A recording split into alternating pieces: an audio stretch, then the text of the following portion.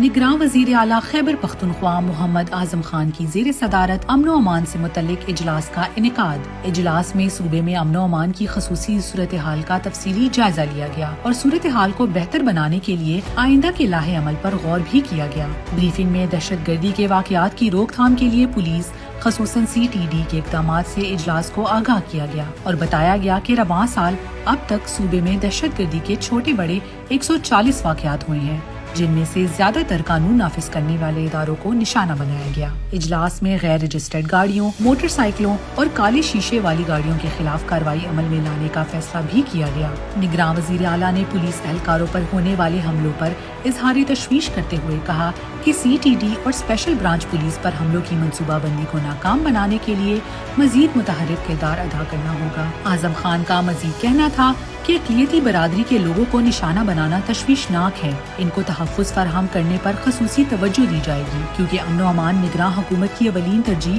اور سب سے اہم ذمہ داری ہے۔ نگراں وزیر اعلیٰ کا کہنا تھا کہ صوبے میں سیکیورٹی کی موجودہ صورتحال میں غیر معمولی اقدامات اور مضبوط لاہ عمل کی ضرورت ہے تاکہ شہریوں کے تحفظ کو یقینی بنایا جا سکے۔ اعظم خان نے صوبے میں امن و امان کے لیے قانون نافذ کرنے والے اداروں کی لازوال قربانیوں کا ذکر کرتے ہوئے کہا کہ ہمیں قانون نافذ کرنے والے ان اداروں کی قربانیوں پر فخر ہے اور پولیس اہلکاروں کو دہشت گرد حملوں سے محفوظ بنانے کے لیے تمام ضروری اور جدید آلات فراہم کیے جائیں گے۔ اجلاس میں نگراں وزیر اطلاعات، چیف سیکریٹری اور IGP کے علاوہ متعلقہ سیکریٹریوں اور پولیس کے دیگر اعلیٰ حکام نے بھی شرکت کی۔